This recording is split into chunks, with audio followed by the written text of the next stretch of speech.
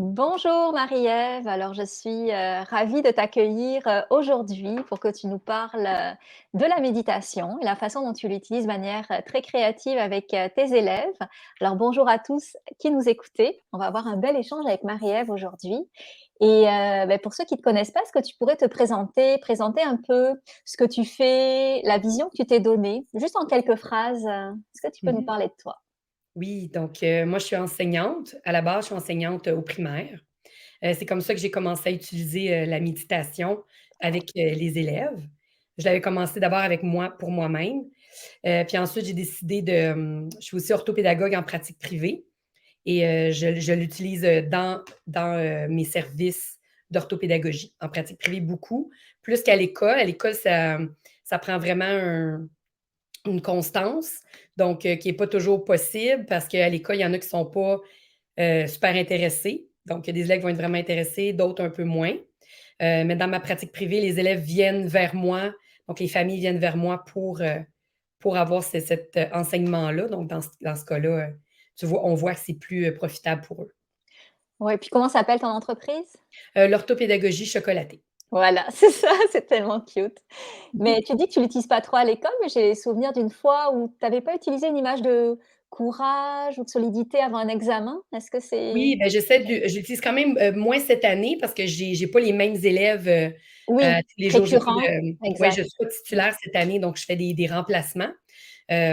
Donc ça fonctionne, il y a des groupes, mais ça m'a étonnée cette année par contre, parce que c'est la première fois que j'avais des deuxièmes années Oui. et tu vois, eux, ils ont étonnamment, ça m'a étonnée, ils ont été beaucoup plus réceptifs que les plus vieux. Donc mes deuxièmes années, là, c'est même eux ils me demandent d'en faire, là. Donc quand je les Ah, c'est vois, c'est tous bon. les lundis, eux, ils me demandent d'en faire. Mais moi, je fais un peu les 2 quand j'ai ma salle de classe. Moi, quand je suis titulaire, je fais, j'ai les 2 volets. Donc je fais de la méditation, vraiment non guidée, là. Tu sais, on Oui. augmente, donc on a un certain nombre de semaines. Je fais des mois, en fait, seulement 1 minute. Ensuite, j'augmente à 2, on augmente à 3 jusqu'à se rendre à 5 à la fin de l'année. Mmh. 5 minutes quand même 3 fois par jour. Donc, on le fait toujours Mmh, matin c'est bon. au retour de la récré le matin, puis au retour du dîner.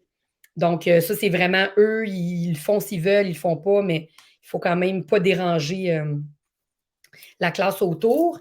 Puis sinon, oui, j'essaie d'utiliser des méditations guidées justement avant certains examens ou pour justement amener la confiance ou pour plus se calmer. Donc, dans ce cas-là, c'est plus moi qui va guider. Ah, c'est bon. Puis ça, c'est donc dans ta partie classe, puis dans ta partie, orthopédagogie, comment tu utilises la méditation, l'imagerie dans avec tes élèves plus en privé? Ben, je fais un petit peu la même chose. Donc, je leur enseigne justement, on commence toujours par la méditation du souffle. Quand ils sont avec moi dans leur rencontre, on commence comme ça. Donc, on commence avec une méditation du souffle, puis on augmente tranquillement. Moi, je leur ai créé des méditations qu'ils peuvent réécouter. Donc, pour se pratiquer, donc Mmh. j'essaie de leur donner comme en devoir, là, qu'ils essaient d'en faire quand même de façon constante, le plus souvent possible, la méditation du souffle. Puis moi aussi, et j'ai des méditations justement guidées pour certaines difficultés qu'ils peuvent rencontrer, justement, si ça va un examen ou ils se sont chicanés avec des élèves qui ont beaucoup de colère, des choses comme ça. Puis là, Mmh. j'essaie de leur créer la méditation guidée qu'ils peuvent réécouter. Mmh. Puis et quand on est en c'est sûr que dans la séance, j'essaie de pas trop prendre parce que j'ai juste 1 heure. Donc c'est sûr que je fais pas une méditation de 30 minutes là, parce que je perdrais, beaucoup de temps pour parler, Ouais. pour, travailler sur les difficultés pour lesquelles ils viennent me voir. Mais oui, on commence par la méditation du souffle, ça fait partie, de ce que je leur enseigne. Puis aussi, si on a le temps, une méditation guidée. Puis donc en fait, dans ce que tu dis, puis de ce que je connais de toi aussi, c'est comme si tu avais déjà repéré, c'était quoi les problématiques les plus récurrentes chez tes élèves qui viennent te Mmh. voir et en général, bah, ça fait longtemps que tu enseignes et en même temps, tu as créé comme des solutions méditation pour venir leur faire ressentir la réponse à leurs problèmes, pour éviter qu'ils tombent finalement dans les pièges qui peuvent tomber comme peut-être la Mmh. colère, la tristesse, la peur, le le fait de perdre ses moyens avant un examen et cetera. Est-ce que tu peux nous parler un peu de ce début de programme-là ou ce programme-là que tu as créé? Oui, ben, en fait, ça, c'est justement ça, les méditations plus guidées, c'est des thématiques, si on veut, que j'ai retrouvées, là, qui reviennent souvent à Oui. l'école ou chez mes élèves en pratique privée. Mais ça, c'est plus général. Pour ce volet-là, justement, là, tu sais, qu'est-ce qui semble pour moi, ce que je trouve qui revient souvent dans les difficultés, ben, c'est avant un examen. Ouais, Les enfants peuvent souvent, même un examen, même un élève performant peut être ouais, vraiment ouais, stressé. Puis là, nous, tu sais, je révise beaucoup dans la classe et là, oups, à l'examen, ben, les enfants vont me le dire, ah, j'ai tout oublié ou je me rappelais plus quoi faire ou j'étais trop nerveux. Donc, ça, c'est quand même quelque chose qu'on travaille, que j'aime bien travailler avec la méditation pour donner de la confiance. Aussi, pour se calmer, souvent, le moi, quelque chose qui revient vraiment beaucoup, c'est tout ce qui est conflit à la récréation. Donc, OK. les conflits viennent vraiment, ça prend vraiment beaucoup de temps. Bon, là, il y a un travail à faire sur l'enseignante en moi qui ne peut pas recevoir tout ce. Tu sais, même les TES, une chance qu'il y a des TES dans les écoles. Tu sais, ça vient vraiment beaucoup à chaque récré de régler les conflits. Là. Euh, donc, mais ça vient gruger de l'énergie. Tu sais, un enfant qui est fâché, tu sais, qui s'est fâché avec son ami à la récréation, t'auras beau là, faire une leçon sur la Nouvelle-France en 1645, là, et ça ne l'intéresse pas. Là, lui, il s'est chicané avec son ami. Donc, il pense juste à ça. Puis on lui dit, ben, mets ça de côté. Donc, ça, c'est quelque chose aussi d'une méditation pour justement normaliser la colère, tu sais, leur montrer que c'est normal d'être en colère, Mmh. c'est normal, là, pas de dire pense-y plus. C'est quelque chose aussi qu'on faisait, là, je trouve, à l'époque. Là, il y a pas, quand moi j'étais à l'école, là, on nous disait ben non, fâche-toi pas, puis règle ça, puis ça va bien aller, on dirait. Donc, tu sais, dans la méditation, je prends justement le temps de bien expliquer que c'est correct de ressentir la colère, que justement, si tu as eu de la colère, c'est qu'il y a quelque chose dans la relation avec ton ami qui t'a dérangé, donc qui t'a dérangé dans quelque chose qui était important pour toi. Donc, Ouais. d'aller mettre le doigt dessus, puis de justement pouvoir le ressentir, et le mettre de côté ensuite pour venir retourner dans les apprentissages plus cognitifs. Là. Donc, Tu gagnes du temps finalement quand tu fais ça? oui, ben, je pense que oui. Tu sais, sur le coup, on ne dirait pas, là, mais ensuite, Non, mais c'est oui, ça. parce que souvent, tu sais, tu sais, juste, je pense à un exemple j'ai une élève cette année dans mon cours en deuxième année qu'elle a des TC, là, des troubles du comportement. Puis là, elle a eu une passe où est-ce qu'elle réglait ses conflits, mais vraiment très violemment avec les autres élèves. Donc, ça Ouais. fait qu'elle les frappait ou elle les poussait, mais quand même violemment. Évidemment, elle sort de la classe dans ce temps-là, mais là, l'élève qui a été frappé, lui, il a eu peur, il a eu mal et Mmh. tout ça. Et c'est facile, tu sais, là, c'est parce qu'il y a les autres aussi, tu sais, on n'est pas tout seul dans la classe à ce moment-là, il y a 20 autres enfants. Et je me souviens que ça a pris comme 3 minutes pour moi de juste dire à l'élève, en sachant que j'avais les 20 autres élèves dans ma classe là, qui eux aussi comptent.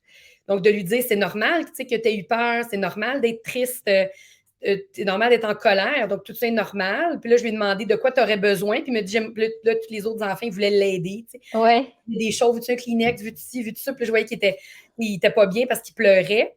Et là, il m'a dit, j'aimerais ça aller en dessous parce que l'enseignante principale, les enfants peuvent aller en dessous de son pupitre quand ils OK. sont trop plein d'émotions. Fait que j'aimerais ça aller en dessous du pupitre. Fait que là, il a mis une petite couverte.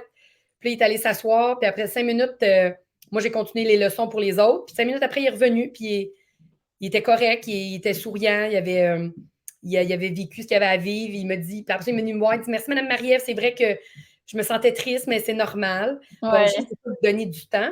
Il a Puis, fait sa petite méditation à lui finalement. oui, ben c'est ça. Là, c'est sûr que j'avais pas avec moi, vu que c'est pas ma classe titulaire nécessairement, mes méditations prêtes là, pour lui faire écouter. Mais on voit que juste ce petit 5 minutes-là lui a permis de revenir puis d'être Ouais. prêt aux apprentissages. Mais c'est comme c'est une autre façon d'enseigner du coup. Mhm. C'est laisser une place aux émotions, c'est accepter aussi d'être, tu sais, d'être à l'interface de l'émotion, de la charge émotionnelle, puis de savoir la gérer aussi parce que toi dans ta pratique de méditation, beh, c'est ça que tu as appris à faire, c'est dealer avec tes propres émotions pour, Mhm. être encore plus en écho aussi, notamment avec tes élèves, avec tous les autres humains que tu rencontres donc ouais, Mhm. c'est beau. Est-ce qu'il y a autre chose que tu voulais nous rajouter par rapport à ta pratique? Non, c'est pas Non? mal Ça ça. Ouais. Ah bah, super. Donc toi, si tu résumais un peu les changements que tu voyais chez tes élèves, est-ce que tu Mmh mh. pourrais nous en parler? Peut-être des choses qu'on va redire, mais est-ce qu'il y a des petites choses qui sont significatives en termes de changement pour eux? Ben, oui et non. Tu sais, je le vois, chez certains élèves, d'autres moins. Mmh mh. Donc, il y en a chez qui ça change vraiment quelque chose. Ceux qui sont très rébarbatifs, non. Tu sais, ben, déjà, je me dis, ils respectent les autres, ils apprennent un peu le civisme ou le respect de l'autre en dérangeant pas la méditation des autres. Donc, déjà, c'est déjà un grand pas, mais c'est certain que ceux qui sont très rébarbatifs à ça, c'est pas nécessairement, ça prendrait plus de temps, je pense. Mais sinon, dans mes classes titulaires, je me souviens que je vais toujours me rappeler, quand je commence ça, la première minute, c'est faut que je me parle. Parce que j'ai juste envie de leur dire taisez-vous ou arrêtez de parler et puis de faire des Ouais, signes. Ouais. ouais, Il faut vraiment que je reste moi-même les yeux fermés en modèle. C'est super ouais, important. S'il y en a qui veulent le faire, des enseignants qui écoutent la vidéo, là, ouais. c'est super important il faut faire un. Incarner ce qu'on prône finalement. Oui, puis il faut, Ouais. faut laisser faire l'autre qui va se promener, puis l'autre qui va parler, puis qui va en profiter. Que, j'ai déjà eu des concours de pets, là, c'est en tout cas, on a toutes sortes de choses et il faut accepter. Donc, il faut lâcher prise sur le fait que, parce que si tu trouves tes yeux, puis on se met à, fais pas ci, fais pas ça, Ouais, tu remontes dans ta tête, ça fonctionne c'est pas. ça. Donc, c'est d'accepter que, ben là, je fais la méditation, donc j'ai moi-même les yeux fermés, puis je laisse aller. Donc, c'est certain que la première journée que je fais ça, la première minute, là, c'est comme, les enfants, c'est déstabilisant pour eux. Madame Marie-Ève est en avant, elle a les yeux fermés. Je fais des niaiseries, elle ne me regarde pas. OK. Donc, c'est vraiment, tu vois, là, ça gigote beaucoup. C'est fou de voir à chaque fois que je me dis, ben, comment est-ce qu'ils vont arriver à en faire 5 à la fin de l'année, mais on y Ouais. arrive. Donc, on fait 5 minutes et c'est beaucoup plus calme, ce 5 minutes-là. Les élèves qui vont vraiment apprécier, eux, ils vont venir me le dire. Donc, ils vont, par exemple, quand je l'ai fait avec les deuxièmes années, la première fois, je leur ai guidé une méditation du souffle. Puis là, à la fin, moi, je leur dis qu'est-ce que vous avez constaté? Je fais juste leur demander comment vous êtes sentis. J'ai des petits cocos, là, ils ont 7 ans, là, puis ils disaient j'ai trouvé ça vraiment amusant de voir que quand l'air entrait dans mon nez, c'était chaud, puis quand il rentrait, c'était froid, puis quand ça sortait de Ah! mon nez, c'était chaud, puis mon ventre faisait ça quand je respirais, mes épaules. Donc, ils avaient vraiment vu plein, plein de choses. Là, j'étais wow, c'était vraiment impressionnant de voir ça. Puis je trouve qu'à la longue, oui, à la longue, les enfants arrivent plus longtemps à être avec eux-mêmes, donc à être plus calmes. Ouais. Dans ma pratique privée, je le vois aussi quand, par exemple, une méditation que j'aime beaucoup, c'est les 5 sens. Donc, quand, par exemple, Mmh. il y a trop plein de stress, des fois, je leur dis prends le temps de regarder ce qu'il y a autour de toi, d'écouter les bruits, qu'est-ce que tu ressens sur ta peau ou sur tes mains. Donc, vraiment y aller avec les 5 sens. Puis j'ai des élèves qui m'ont déjà dit, il y avait, pendant que j'attendais en ligne, il y avait les élèves de ma classe qui n'arrêtaient pas de niaiser. Et là, j'étais vraiment fâchée, puis j'avais envie de leur crier taisez-vous, ou quelque chose comme ça qu'elle me dit, mon élève. Et elle m'a dit non, là, j'ai pensé à la méditation des 5 sens. Donc là, j'ai nommé 5 choses que je voyais, nommé 5 choses que j'écoutais, nommé 5 qu'est-ce que je ressentais.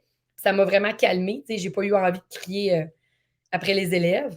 Donc, fait que ça aussi, j'étais contente de voir qu'elle-même se, se calmait, si on veut. Là. De la régulation, hein? Oui, Ouais. voilà, revenait dans son corps. Elle a vu qu'elle sentait qu'elle allait se fâcher, puis elle s'est ramenée avec ça. Ah, c'est bon. Mais c'est beau, beh, bravo pour tout ce que tu fais vraiment Marie-Ève. Moi, ça m'a toujours impressionné ce que tu faisais avec les petits quand tu me racontais pendant le cours ce que tu faisais. Donc, je trouve qu'il y a un beau potentiel à exploiter, Mmh d'apprendre autrement et de leur montrer qu'il y a d'autres façons finalement d'interagir avec les autres, de se connecter à eux-mêmes aussi. Et mh. ma dernière question en terminant, est-ce que tu peux nous dire, de manière tout à fait authentique, qu'est-ce que tu as pensé du cours de professeur de méditation de la DDB? Tu sais, comment il t'a touché? Qu'est-ce que tu as aimé? Donc, tu sais, Mmh un petit topo de comment tu as vécu ce cours-là, toi? Ben, moi, le cours, je l'avais trouvé il y a quand même 3 ans, quand j'avais commencé ma pratique de méditation. Donc moi, j'étais un peu, intense, là, ça faisait comme 2 mois, je méditais, puis là, tout de suite, là, je m'étais dit: «Il faut que j'enseigne ça», puis là, je me cherchais un cours pour apprendre tu sais, pour apprendre la méditation pour l'enseigner et là, le cours fonctionnait pas à ce moment-là parce qu'on pouvait pas le faire, En fallait différé. être présent, Ouais, en direct et moi, ben, c'était dans la journée, donc je pouvais pas. Puis ouais. une chance que c'était comme ça parce que j'aurais vraiment pas aussi bien, j'aurais pas eu autant appris ou autant De recul. oui, de recul parce que j'ai continué de pratiquer j'ai continué de pratiquer, de développer ma pratique personnelle pendant les 3 ans et ça a été beaucoup plus rentable pour moi, la méditation, Ouais, le cours à ce niveau-là, parce que justement, tu sais, j'avais appris plein de choses plein de petites informations qui étaient quand même bonnes, mais un peu, mélangées, si on veut. C'est pas tout Mmh. ensemble. Puis le cours de méditation, Let It Be m'a vraiment permis de se faire un wrap-up, là, tu sais, de tout mettre ça ensemble, si on veut, toutes les petites choses que j'avais appris. C'est aussi, c'est important pour moi aussi au niveau de, tu sais, c'était quand même les données étaient probantes, là, donc c'était vraiment Ouais, des ouais. informations qui venaient du milieu scientifique. Donc ça aussi, c'était quelque chose que j'ai beaucoup apprécié, qui est important pour moi. Euh, et surtout, ben, j'ai beaucoup aimé de, tu sais, un truc qui revenait beaucoup quand j'apprenais au début la méditation, c'était un peu toutes les règles qu'il y avait, là. Tu sais, il y avait beaucoup de règles, il faut méditer à tel moment. Puis là, mettons le matin, mais moi, le matin, tu sais, je me lève quand même tôt, là, la cloche à Mmh. l'école, elle sonne à 7h35, là. Ah ouais, Donc, me lever plus tôt pour méditer, je vais juste comme m'endormir, là. Donc, oui, je ouais. médite le soir. Donc, c'était de voir que, oui, il y a des meilleures façons peut-être, mais qu'en bout de ligne, donc une phrase que tu disais, c'était que la je me souviens plus du terme exact, mais c'était s'il y a une mauvaise façon de méditer, ben, c'est de pas méditer du tout. Et donc, Oui, ça c'est ça, c'est les permissions qu'on peut se donner quand on enseigne une méditation un petit peu plus humaniste, où il y a pas un cadre strict, mais une compréhension du flot de la vie, sur, mmh qui on est, qu'est-ce qu'on a besoin. Ouais, oui, puis ça marche très bien la méditation le soir évidemment, tu sais, tu l'as oui, testé? donc, ben, oui, moi, ça m'a pas causé de troubles du sommeil, là. Il y en a Oui, par exemple c'est ça. moi, ça m'a pas dérangé à ce niveau-là. Donc, oui, donc ça m'a permis d'aller chercher un peu, la théorie dont j'avais besoin, puis également, de créer mes méditations, guidées aussi. Donc, Oui. la petite partie que je me sentais moins à l'aise de faire, par moi-même, si on veut. Donc, d'aller chercher cette, forme-là de méditation guidée, comment, la créer pour qu'elle soit le plus, efficace, si on veut, possible, là, pour la personne qui l'écoute. Et courte aussi pour les enfants dans Mmh ces cas-là, ouais, Oui, percutante un peu pour les enfants. Eh ben, c'est merci beaucoup Marie-Ève, pour ton feedback. Donc, on peut te retrouver dans tes services d'orthopédagogie. Est-ce que tu fais ça, en présentiel ou est-ce que tu fais ça aussi en ligne? pour l'instant, c'est surtout en ligne. OK, Donc, OK, donc, toute la province finalement? oui, voilà, donc c'est surtout en Super. ligne, pour l'instant. Donc tu nous rappelles le nom de l'entreprise? Ortho L'orthopédagogie chocolatée. chocolaté parce qu'avec toi, il y a du chocolat. C'est Oui, ça que tu me disais? j'aime beaucoup le chocolat. Donc, En plus, il y a une belle méditation du chocolat, ça pourrait être ta signature. oui, Quand voilà. Ben, merci infiniment Marie-Ève, c'était un bonheur de discuter avec toi aujourd'hui et je te dis à très bientôt. Merci.